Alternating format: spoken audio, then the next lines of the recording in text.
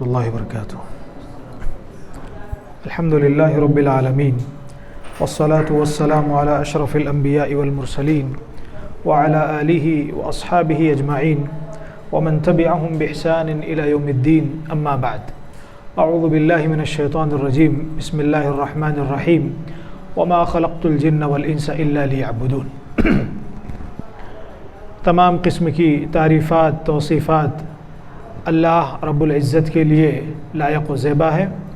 درود و سلام ہو تمام انبیاء کرام پر، بالخصوص اللہ تعالیٰ کے آخری نبی جناب محمد الرسول اللہ صلی اللہ علیہ وسلم پر، صلی اللہ علیہ آلہ وصحبہ وسلم تسلیما کثیرا۔ اعلان کے مطابق جیسے کہ آپ سب کو خبر دی گئی ہے، کتاب التوحید کی مختصر سی شرح ہم لوگ کریں گے۔ آپ سب جانتے ہیں کتاب التوحید توحید کے معاملے میں سب سے بہترین کتاب یہ سمجھی جاتی ہے، اور بہت سارے علماء نے اس کتاب کے تعلق سے ایک خاص جملہ لکھا کہ اگر کوئی آدمی اس کتاب کو اچھے طریقے سے سمجھے تو توحید کے تقریباً سارے مسائل آدمی سمجھ جائے گا۔ اب توحید کی جو ضد ہے شرک، توحید شرک، اس سے متعلق جتنے مسائل ہیں، اگر یہ کتاب اچھے طریقے سے آدمی پڑھ لے سمجھ لے، تقریباً سارے مسائل آدمی کے حل ہو جاتے ہیں۔ اور یہ اصل چیز ہے، اللہ تعالیٰ نے جتنے انسانوں اور جنوں کو پیدا کیا اپنی عبادت کے لیے۔ آپ دیکھیں حضرت عبداللہ ابن عباس نے کیا کہا، عبادت سے مراد کیا ہے؟ اللہ کی توحید۔ اس کو آدمی سمجھے، یہ اصل چیز ہے کہ اللہ نے ہم کو کیوں پیدا کیا ہے، اس کو آدمی سمجھے، اللہ کی توحید کو آدمی سمجھے۔ اور یہ سب سے پہلی چیز ہے جس سے آدمی اسلام میں داخل ہوتا ہے۔ ایک آدمی کو اسلام میں داخل ہونا ہے، سب سے پہلی چیز کون سی ہے؟ توحید، یہی جس کو آپ شہادت اللہ الہ الا اللہ کہتے ہیں۔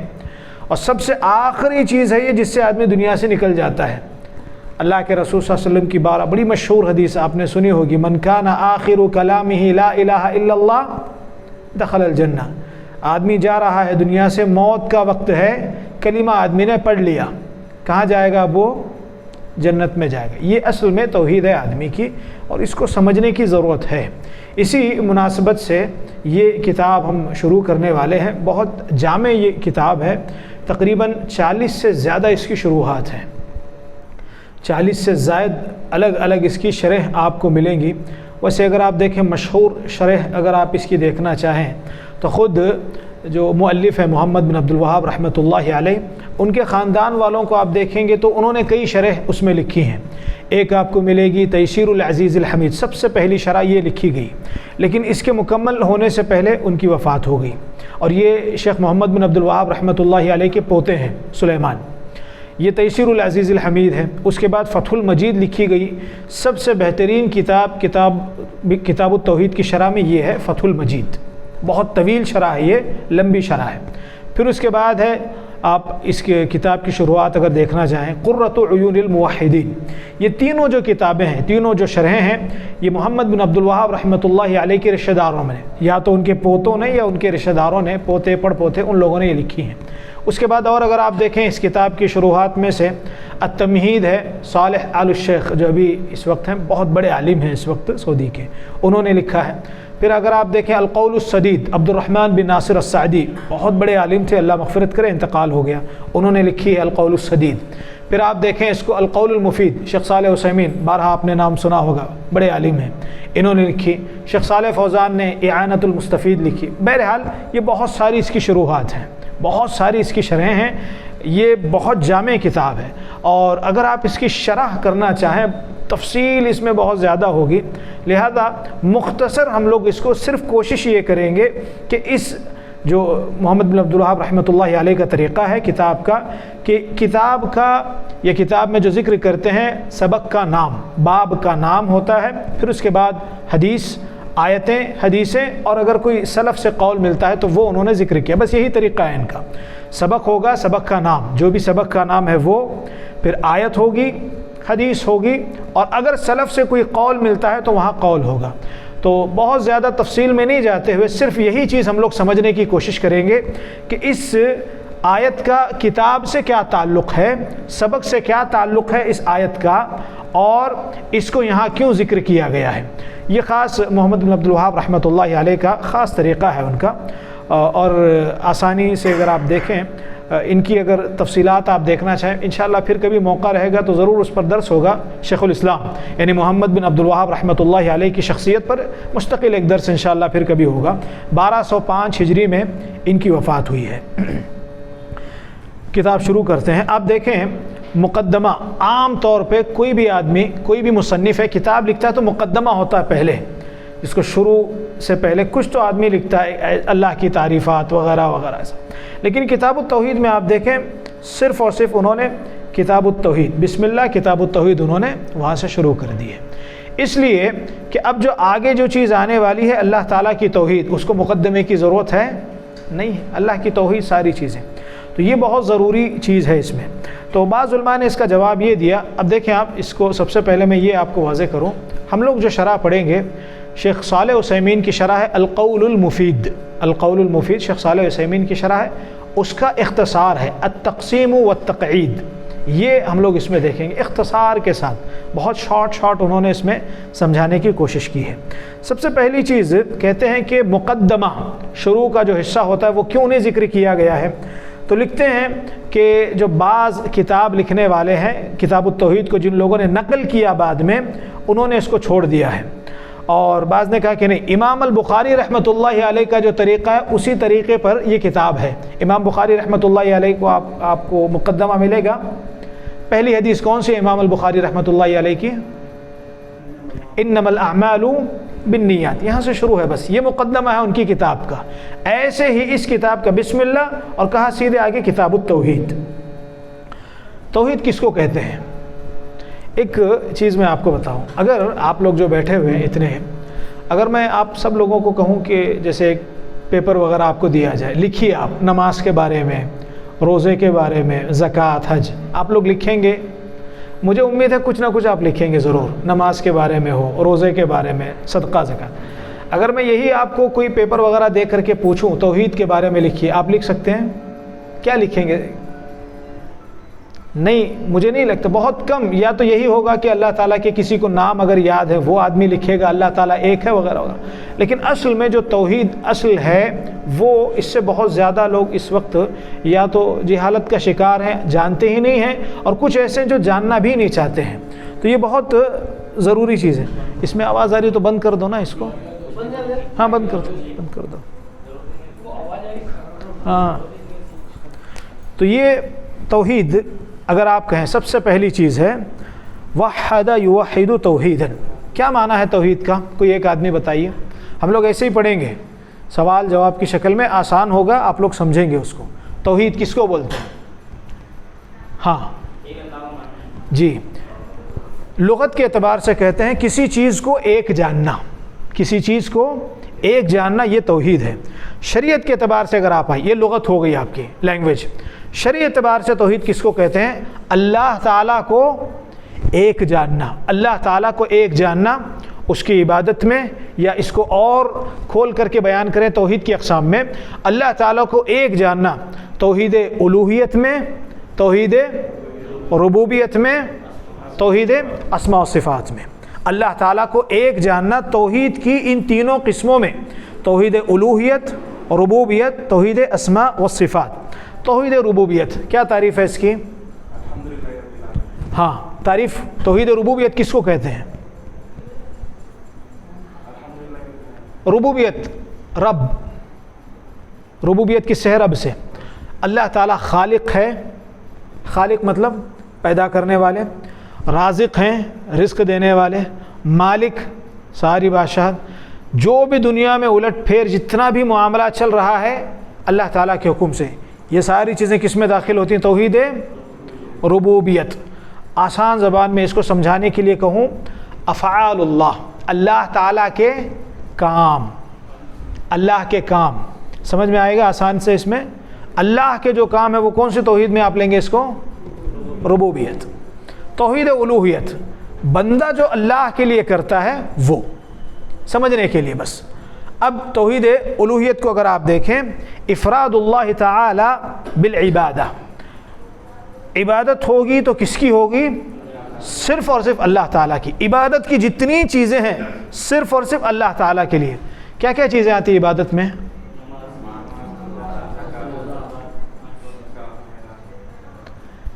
نماز ہوگی، دعا، قربانی، نظر و نیاز، یہ سب کیا ہے؟ یہ پکارنا، یہ سب عبادتیں ہیں۔ یہ اللہ کے علاوہ کسی اور کے ساتھ آدمی کر سکتا ہے اللہ کو چھوڑ کر کے؟ نہیں۔ ایک ہوا توحید ربوبیت۔ توحید ربوبیت یہ کہ اللہ تعالیٰ خالق ہیں، رازق ہیں، رزق دینے والے، پیدا کرنے والے، مالک، دنیا کے سارے معاملات جو چل رہے ہیں یہ اللہ کے حکم سے، توحید ربوبیت۔ توحید الوہیت یہ کہ اللہ ہی کی عبادت ہوگی، اس کے علاوہ کسی اور کی عبادت نہیں ہوگی۔ توحید اسماء و صفات، کیا ہے یہ توحید اسماء و صفات؟ اللہ کے جو نام ہیں اور اللہ کی صفات ہیں ان کو ویسے ہی ماننا جیسے اللہ تعالیٰ نے اور اللہ کے رسول صلی اللہ علیہ وسلم نے بتایا ہے، اور وہ نام یا وہ صفتیں جو نقص جس میں ہے، کمی ہے، ایسے ساری صفات سے اللہ کو پاک کر دینا۔ توحید اسماء و صفات، اللہ کے جو نام اللہ نے ذکر کیے ہیں، اللہ کی جو صفات اللہ تعالیٰ نے ذکر کی ہیں، ایک چیز۔ دوسری چیز، اللہ کی جو صفات اور اللہ کے نام اللہ کے رسول صلی اللہ علیہ وسلم نے بتائے ہیں، ان ساری چیزوں کو ماننا جیسے بتایا گیا ہے ویسے۔ چھوٹی سی مثال اس میں، اللہ تعالیٰ کہاں ہے؟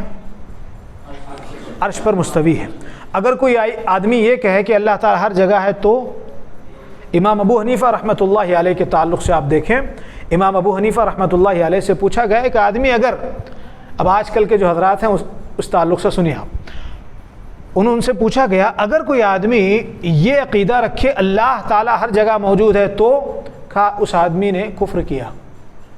معمولی بات ہے، یہ امام ابو حنیفہ کا فتویٰ ہے، آپ دیکھیں عقیدہ طحاویہ کھول کر کے آپ کو ملے گا باقاعدہ۔ اللہ تعالیٰ عرش پر مستوی ہے۔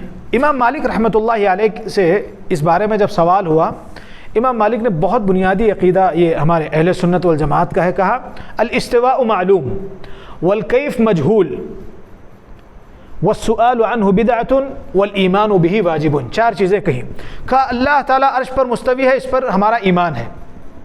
الاستواء معلوم، یہ چیز معلوم ہے اللہ تعالیٰ کہاں ہے؟ عرش پر مستوی ہے، یہ پہلی چیز معلوم ہے اللہ تعالیٰ عرش پر ہے۔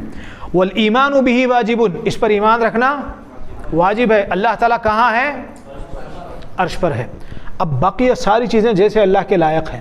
آسمانی دنیا پر اللہ تعالیٰ رات کے آخری حصے میں آتا ہے، کیا کہیں گے اب اس کی تفصیل میں؟ اگر کوئی آدمی آپ سے سوال کرے، آسان سا سیدھا جواب، جیسے اللہ کو لائق ہے ویسے اللہ تعالیٰ آتا ہے، بات ختم ہوگی۔ اس میں اکثر و بیشتر جو لوگ گمراہ ہوئے ہیں وہ کس میں؟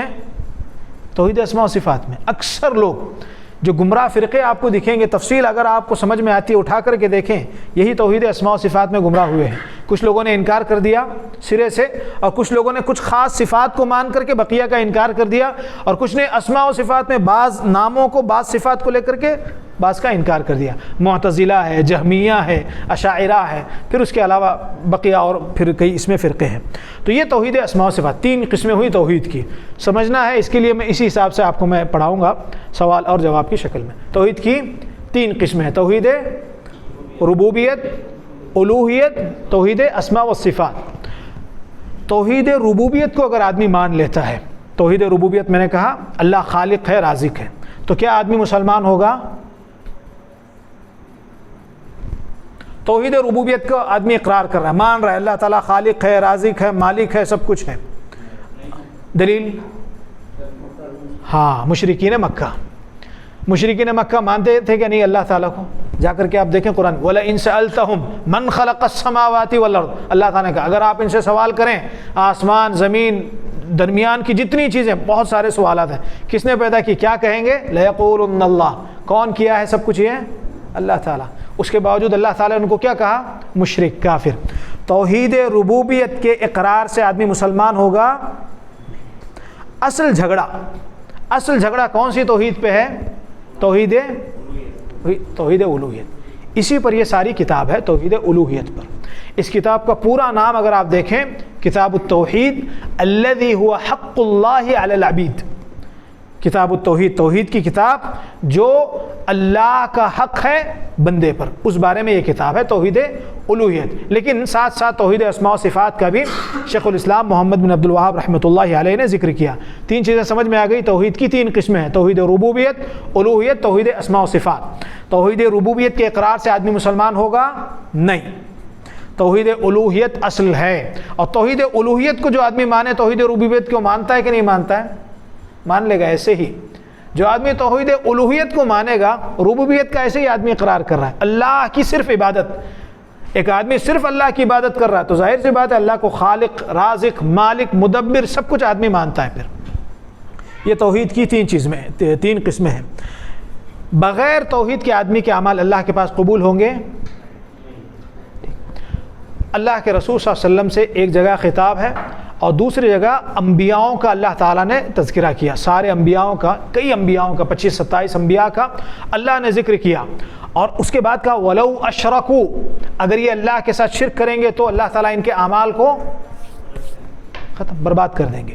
اور اللہ کے رسول صلی اللہ علیہ وسلم سے اللہ تعالیٰ نے کہا لَإِنْ أَشْرَكْتَ، اگر آپ اللہ کے ساتھ شرک کریں گے تو آپ کے اعمال کو اللہ تعالیٰ برباد کر دیں گے۔ تو یہ کتاب توحید الوہیت خاص کر کے، اور توحید کی جو ضد ہے، توحید کا اپوزٹ کیا ہے؟ وہ شرک، اس تعلق سے سب سے بہترین یہ کتاب ہے، سب سے بہترین۔ اور اگر کوئی آدمی اس کتاب کو سمجھے گا، توحید کی تقریباً ساری چیزیں آدمی کو پھر سمجھ میں آتی ہیں۔ یہ توحید کو اگر آدمی سمجھے، شرک میں پھر آدمی مبتلا ہوگا، اللہ تعالیٰ اس کو بچا لیں گے۔ پھر اب دیکھیں آپ، جہاں کتاب شروع ہوئی تو سب سے پہلی دلیل کہا وما خلقت الجن والانس الا لیعبدون۔ اس سے پہلے درس میں یہ آیت ہم نے پڑھی تھی۔ اللہ تعالیٰ کہتے ہیں کہ میں نے جنوں اور انسانوں کو صرف اور صرف اپنی عبادت کے لیے پیدا کیا ہے۔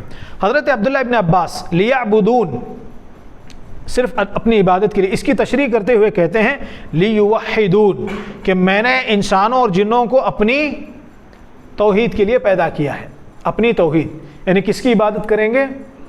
صرف اور صرف اکیلے اللہ تعالیٰ کی۔ وما امروا الا لیعبدوا اللہ مخلصین لہ الدین، لوگوں کو کس بات کا حکم دیا گیا ہے کہ وہ عبادت کریں؟ تو کس کی؟ صرف اور صرف اللہ تعالیٰ کی، اخلاص کے ساتھ۔ تو یہ پہلی چیز تو یہ کہ اللہ تعالیٰ نے انسانوں اور جنوں کو صرف اور صرف اپنی توحید کے لیے پیدا کیا ہے، اور توحید یہ کہ آدمی اللہ تعالیٰ کی اطاعت کرے، اللہ تعالیٰ نے جس بات کا حکم دیا اس کو کرے، اور جس سے اللہ تعالیٰ نے روکا ہے اس سے رکے، تواضع انکساری کے ساتھ میں، جھک کر کے اللہ تعالیٰ کے لیے یکسو ہو کر کے ساری چیزیں آدمی کرے۔ حضرت عبداللہ ابن عباس کہتے ہیں قرآن مجید میں اللہ تعالیٰ نے قرآن مجید میں جہاں جہاں اللہ تعالیٰ نے عبادت کا ذکر کیا ہے اس سے کیا مراد ہے؟ توحید۔ حضرت عبداللہ ابن عباس کہتے ہیں کہ قرآن مجید میں اللہ تعالیٰ نے جہاں بھی عبادت کا ذکر کیا ہے اس سے مراد کیا ہے؟ ایک آدمی کی توحید اگر پختہ نہیں ہے، عبادت اللہ کے پاس قبول نہیں ہوگی، اس کو آپ سمجھیے۔ اگر توحید آدمی کی پختہ نہیں ہے یا توحید کو آدمی سمجھے ہی نہیں، صرف ایسے ہی آدمی، کتنے ایسے مسلمان ہیں آپ دیکھیں لا الہ الا اللہ کا اقرار کرتے ہیں، سمجھتے ہیں توحید کو، قبروں پہ آدمی جا رہا ہے، وہاں آدمی منتیں مانگ رہا ہے، چڑھاوے آدمی چڑھا رہا ہے، ان کے سامنے آدمی سجدہ کر رہا ہے، مرا ہوا آدمی ہے جو سن نہیں سکتا، کچھ دے نہیں سکتا، اس سے آدمی دعائیں کر رہا ہے، آدمی کی یہ سوچ ہے کہ یہ اللہ کے پاس جا کر کے میری سفارش کرے گا۔ یہ شرک نہیں ہے تو پھر اور کیا چیز ہے؟ پھر اللہ تعالیٰ نے مشرکین مکہ کے جو مشرکین تھے ان کے ان ساری چیزوں کو اللہ نے شرک کہا ہے، تو پھر اب کا مسلمان کیسے مسلمان ہو سکتا ہے یہ ساری چیزوں کو کر کے؟ لہذا اس چیز کو سمجھنے کی ضرورت ہے۔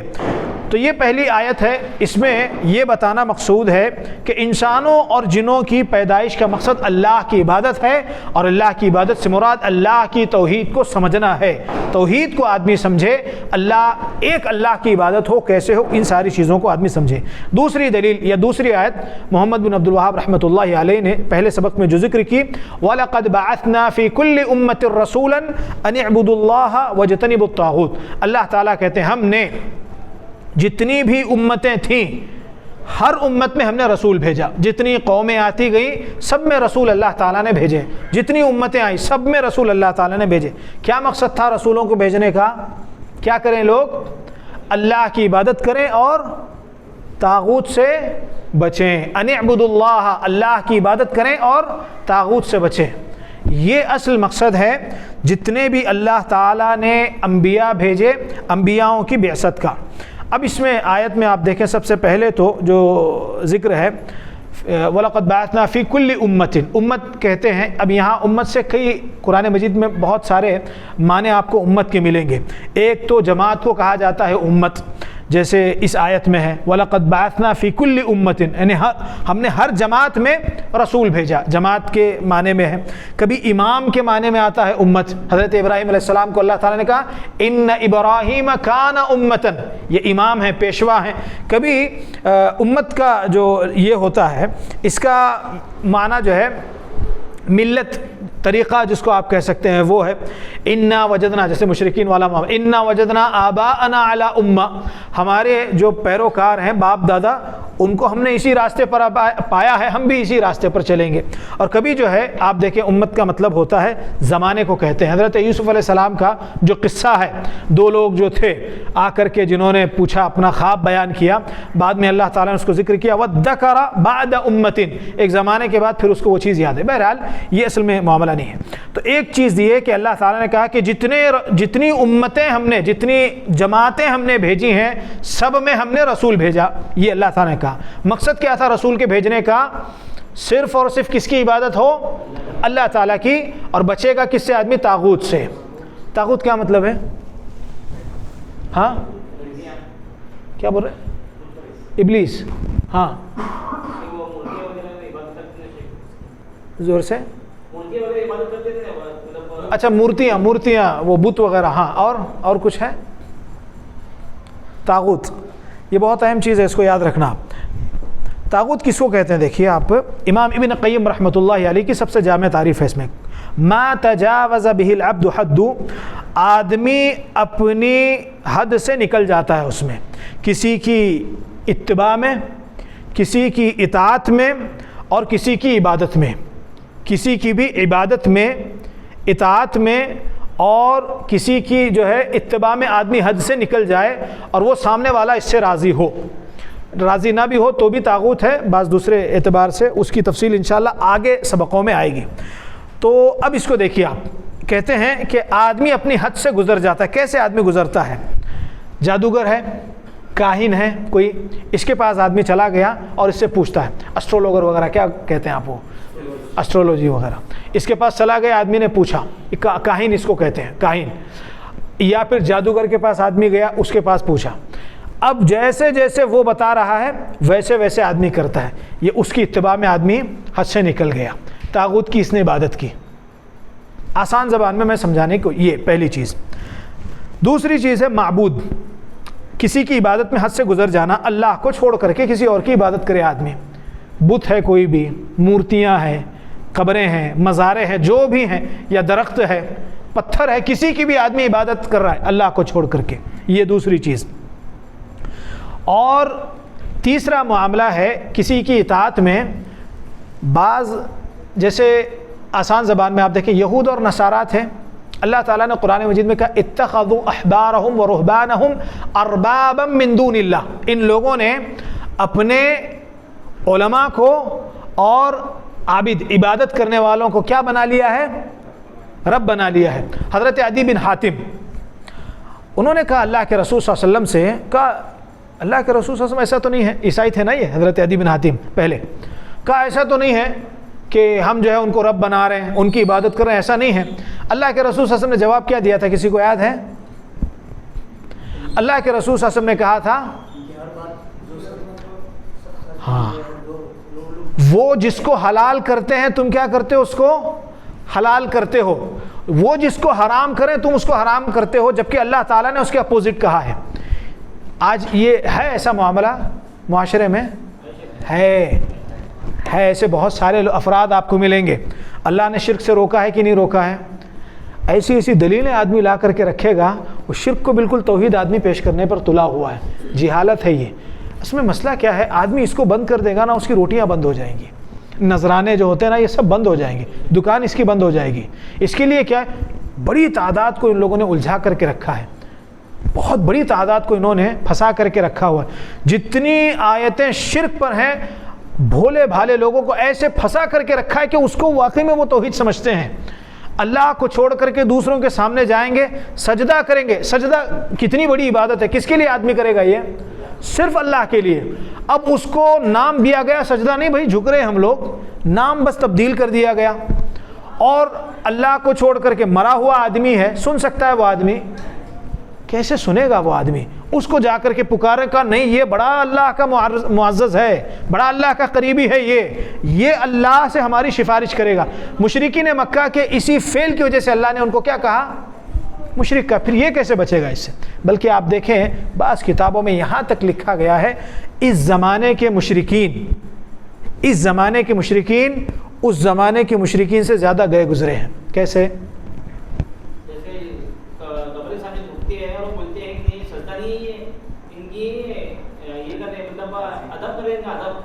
یہ تو ہے، یہ تو دلیلیں ہیں آسان۔ اس کو اگر آپ سمجھیں، آپ دیکھیے وہ لوگ، اللہ تعالیٰ نے قرآن مجید میں کئی جگہ یہ ذکر کیا ہے، کشتی اگر جاتی سمندر میں، طوفان آ جاتا، کس کو پکارتے تھے؟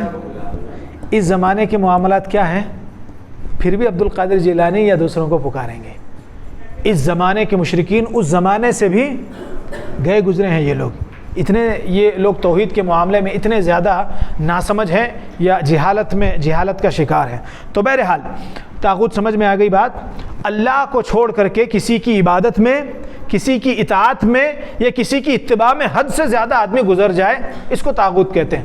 یہ ہر وہ چیز آدمی اس سے راضی ہے۔ مثال کے طور پہ ایک آدمی ہے جو دوسرے مذاہب کے لوگوں کے پاس ہوتا ہے، اپنی عبادت سے راضی ہے، وہ ہے نا ایسا، وہ چاہتا ہے کہ لوگ میری عبادت کریں۔ کتنے ایسے وہ دوسرے مذاہب کے لوگ ہیں، لوگ جا کر کے سجدہ کرتے ہیں، سب کرتے ہیں، اس کو پسند ہے وہ۔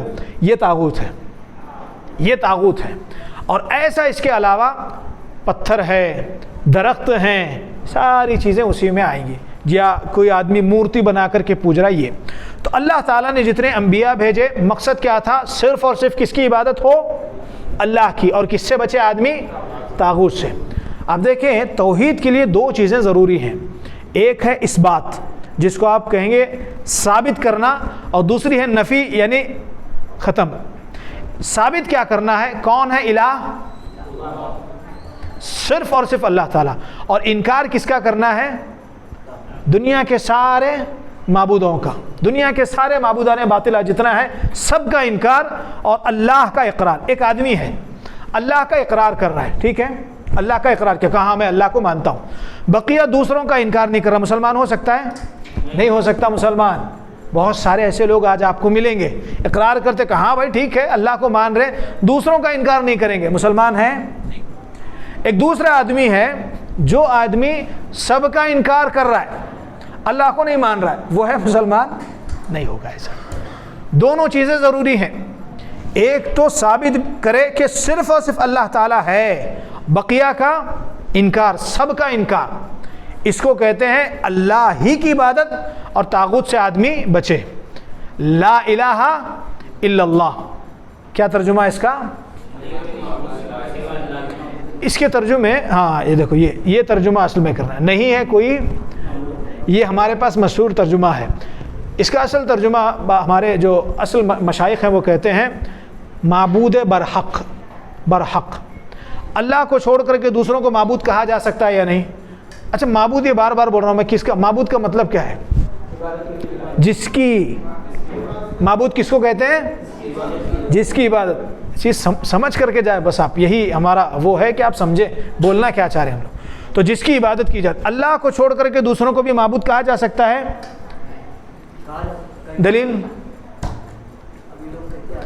دلیل لوگ نہیں، دلیل سورہ کافرون ہے، قل یا ایھا الکافرون، ہاں لا اعبد ما تعبدون، معبود ان کو بھی کہا گیا ہے لیکن معبودان باطلہ کہا جائے گا ان کو، وہ معبود جو صحیح نہیں ہے۔ اللہ تعالیٰ معبود برحق نہیں ہے، کوئی معبود برحق سوائے اللہ تعالیٰ کے۔ تو یہ دوسری آیت تھی جس میں اللہ تعالیٰ نے صرف اللہ کی عبادت اور طاغوت کے انکار کی بات اللہ تعالیٰ نے کہی ہے۔ جتنے رسول اللہ تعالیٰ نے بھیجے ہیں کیا حکمت ہے اس میں؟ رسولوں کو کیوں اللہ تعالیٰ نے مبعوث کیا ہے؟ ہاں ٹھیک ہے، ہاں اور جی تقریباً وہی ہے۔ یہ 3 بنیادی مقصد ہیں، الگ اور مقاصد ہیں لیکن بنیادی طور پر 3۔ حجت قائم کرنے کے لیے، حجت اللہ کے پاس پہنچ کر کے آدمی یہ نہیں بولنا ارے میرے پاس تو رسول ہی نہیں آئے، اب میں ختم ہو گیا، میں کیا کروں، ہمارے پاس رسول آئے تھے نہیں۔ حجت قائم، اللہ تعالیٰ قرآن مجید میں کہتے ہیں رسولا مبشرین و منذرین، یہ رسول ہیں بشارت دیتے ہیں، خوشخبری اور ڈراتے ہیں۔ اللہ کے پاس پہنچنے کے بعد ایسا نہ ہو کہ یہ لوگ حجت قائم کریں کہ ہمارے پاس کوئی رسول ہی نہیں آیا تھا، ایسے۔ یہ سب سے پہلا مقصد ہے، رسولوں کو اللہ نے جو بھیجا وہ اس لیے کہ حجت ان پر قائم ہو جائے، اللہ کے پاس کوئی ان کے پاس جواب نہیں ہے اب رسول کے آنے کے بعد۔ دوسرا، رحمت اللہ تعالیٰ نے رسولوں کو بنایا ہے، مشہور آیت ہے وما ارسلناک الا رحمۃ للعالمین، ہم نے آپ کو ساری دنیا کے لیے رحمت للعالمین بنایا، ساری دنیا کے لیے رحمت۔ اب اس میں تفصیل ہے لیکن وہ ہمارا موضوع نہیں ہے۔ تیسرا جو مقصد ہے رسولوں کو بھیجنے کا، اللہ کے پاس پہنچنے کا طریقہ بتاتے ہیں۔ ایک آدمی ہے اللہ کے پاس پہنچ رہا ہے، طریقہ اپنا ایجاد کیا ہوا ہے، پہنچ سکتا ہے؟ نہیں پہنچ سکتا۔ اچھا ٹھیک ہے، ایک آدمی عبادتیں وغیرہ کر رہا ہے، بہت اچھائیاں کر رہا ہے، اپنے اعتبار سے اپنے طریقے سے اس کو ثواب ملے گا؟ امام ابن قیم رحمۃ اللہ علیہ اس کی دلیل دیتے ہیں، اس کو سمجھیے آپ۔ کہتے ہیں ایک آدمی ہے، عبادت کے لیے 2 بنیادی شرطیں ہیں، کیا ہے؟ عبادت، نماز آدمی پڑھ رہا ہے، کیا شرطیں ہیں بنیادی اس کی؟ عبادت جتنی بھی عبادتیں ہیں وہ سب، لیکن اب مثال کے طور پہ آدمی نماز پڑھ رہا ہے، 2 شرطیں اس کی نماز کی قبولیت کے لیے ضروری ہیں۔ کون سی شرط؟ یہ نہیں ہو تو نماز قبول نہیں ہوگی۔ صرف اللہ کی، اخلاص، آدمی صرف اللہ کے لیے نماز پڑھے۔ دوسرا، اللہ کے رسول صلی اللہ علیہ وسلم کا طریقہ۔ ان دونوں میں سے ایک چیز بھی اگر چھوٹ گئی تو آدمی کی نماز قبول ہوگی۔ نماز اس لیے کہہ رہا ہوں کہ ہم لوگ نماز کی مثال دے رہے ہیں۔ امام ابن قیم رحمۃ اللہ علیہ اس کی مثال دیتے ہیں۔ ایک آدمی ہے ریگستان میں، ریگستان میں کیا ہوتی ہے؟ ریت۔ ایک آدمی ریگستان میں ہے اور اس کے پاس گٹھری ہے، اس کی بیگ وغیرہ سمجھیے آپ، ریت بھر رہا ہے اس میں، ریت بھر کے پیٹھ پر اٹھایا اور چل رہا ہے۔ ابھی فائدہ ہوگا کہ نہیں ہوگا اس کو؟ کیوں نہیں ہوگا فائدہ؟ کہاں ہے وہ؟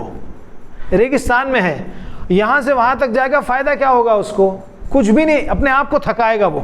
امام ابن قیم رحمۃ اللہ علیہ کہتے ہیں یہ مثال ہے اس آدمی کی جو عبادت اللہ کی کرے، 2 میں سے ایک چیز اس کی چھوٹ گئی، یا تو اخلاص، اللہ کو چھوڑ کر کے کسی اور کا ریاکاری کر رہا ہے، سنت وغیرہ نماز آدمی پڑھ رہا ہے یا صدقہ خیرات آدمی دے رہا ہے، یہ کہ لوگ بولے کچھ تو بھی مجھے، کیا آدمی دیتا ہے اللہ کے راستے میں، وہ فوٹو وغیرہ سب لے کر کے۔ ٹھیک ہے، مقاصد الگ الگ ہوتے ہیں، بعض لوگ اس لیے فوٹو وغیرہ، جیسے کچھ جگہ ہوتا ہے ایک وہ اس میں یہ ہوتا ہے کہ لوگوں کو بتانا پڑتا ہے آپ کو، جیسے کچھ جگہ کیا ہوتا ہے لوگ دیتے ہیں پیسہ آپ کو، کسی جگہ آپ ہیں اور لوگوں کا پیسہ آ رہا ہے آپ کو، اب لوگوں کو بتانا ہے آپ کو، یہ ایک مجبوری ہے، یہ ایک الگ چیز ہے۔ لیکن اگر آدمی مقصد بنایا ہوا ہے کہ بھائی میں دوں گا تو اسی شکل میں دوں گا، فوٹو وغیرہ وغیرہ لے کر کے، ریاکاری ہے، عمل اللہ کے پاس قبول نہیں ہوگا۔ تو ایک تو یہ کہ صرف اللہ کے لیے آدمی کرے گا، دوسرا طریقہ کس کا ہوگا؟ اللہ کے رسول صلی اللہ علیہ وسلم۔ 2 میں سے ایک بھی چیز آدمی کی چھوٹ گئی، عبادت اللہ کے پاس قبول ہوگی، اس کی شرط ہے یہ عبادت کے لیے، دونوں چیزیں۔ تو آپ دیکھیں یہ انبیاؤں کی بعثت کا مقصد ہے۔ تیسری جو آیت شیخ الاسلام نے، ٹائم ہو رہا ہے زیادہ، سبق ختم کر دوں گا جلدی سے۔ تیسری جو آیت ہے دلیل، یہ طریقہ ہے شیخ الاسلام کا، آیتیں ذکر کرتے ہیں بعد میں ایک آدھ حدیث۔ تیسری آیت وَقَضَىٰ رَبُّكَ، کہتے ہیں اللہ تعالیٰ قرآن مجید میں ارشاد فرماتے آپ کے رب نے یہ فیصلہ کیا ہے، اللہ تعبدوا الا ایہ، تم عبادت کس کی کرو گے؟ صرف اور صرف اللہ تعالیٰ کی تم عبادت کرو گے۔ اور اس کے بعد کہا والدین کے ساتھ احسان کرو گے، حسن سلوک کرو گے۔ اس میں آپ دیکھیں یہاں کہا کہ اللہ تعالیٰ نے اس بات کا حکم دیا ہے، اللہ کا یہ فیصلہ ہے کہ عبادت ہوگی تو کس کی ہوگی؟ صرف اللہ تعالیٰ کی۔ ہمارے بہت سارے حضرات ایک مثال دیتے ہیں، ہم میں سے بہت سارے ایسے افراد ہیں جن کی اولاد ہے، بچے ہیں۔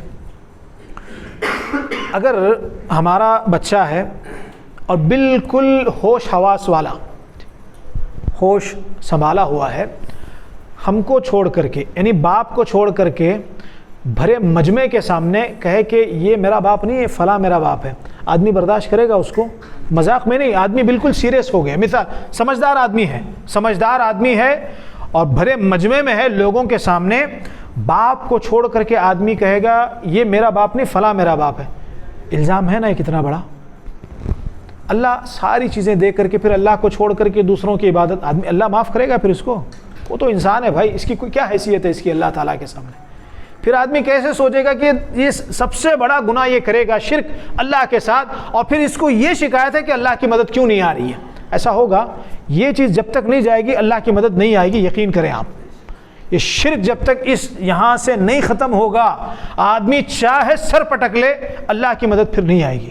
کیسے آئے گی اللہ کی مدد؟ مسلمان ہونا ہی نہیں چاہ رہا آدمی، اصل جو چیز ہے اس سے آدمی جو ہے نکلا ہوا۔ امن آدمی کو چاہیے، ایمان آدمی کے پاس ہو، توحید، جب تک توحید نہیں ہے امن آدمی کو میسر نہیں ہوگا۔ آگے اسباق میں وہ چیز ذکر ہے۔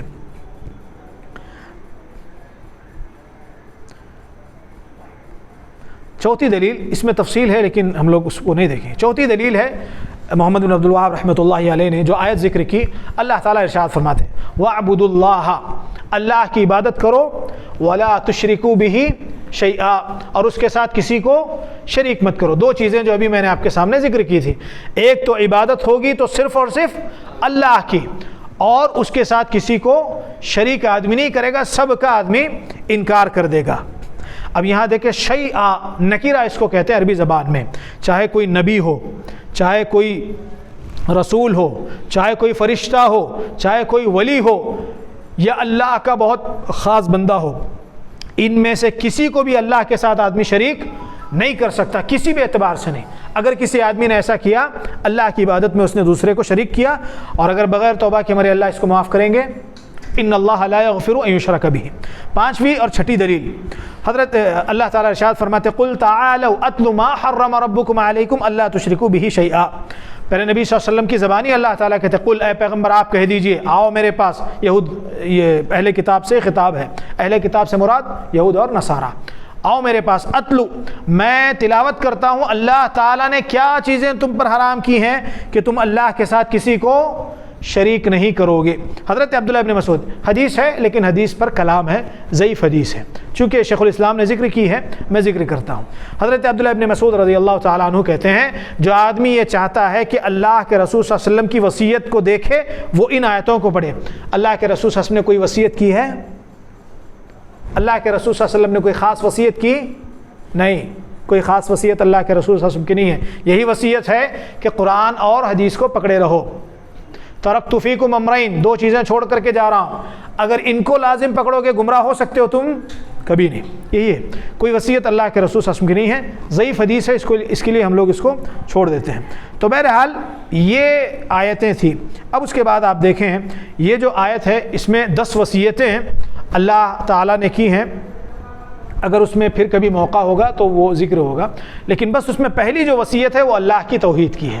سب سے پہلی بات اللہ کی توحید کی وصیت اس میں کی گئی ہے، اور اللہ کے رسول سب سے آخری جو بات ہے وہ اللہ کے رسول صلی اللہ علیہ وسلم کی زبانی کہا وَأَنَّ هَذَا صِرَاطِي مُسْتَقِيمًا، یہ سیدھا راستہ، یہ میرا راستہ ہے، اسی پر چلو۔ فَاتَّبِعُوا وَأَنَّ هَذَا صِرَاطِي مُسْتَقِيمًا فَاتَّبِعُوهُ، ایک راستہ ہے سیدھا، اس پر چلو، اور الگ الگ جو راستے ہیں اس پر نہ چلو۔ اللہ کے رسول صلی اللہ علیہ وسلم، حضرت اللہ کے رسول صلی اللہ علیہ وسلم کی حدیث ہے، اللہ کے رسول صلی اللہ علیہ وسلم نے خط کھینچا، سیدھی لکیریں کھینچی، اور اس کے بعد کہا یہ اللہ کا راستہ ہے، یہ سیدھا جو راستہ ہے یہ کس کا راستہ ہے؟ اللہ کا۔ پھر یہ جو لکیر اللہ کے رسول صلی اللہ علیہ وسلم نے کھینچی، اس کے سیدھی جانب کچھ لکیریں، اور بائیں جانب، دائیں جانب کچھ لکیریں اللہ کے، دائیں بائیں جانب کچھ لکیریں اللہ کے رسول صلی اللہ علیہ وسلم نے کھینچ کر کے کہا یہ شیطان کے راستے ہیں۔ ایک راستہ ہے یہ سیدھا راستہ ہے، اور یہ بقیہ جو ہے یہ سب شیاطین کے راستے ہیں۔ تو اللہ کے راستے پر آدمی چلے۔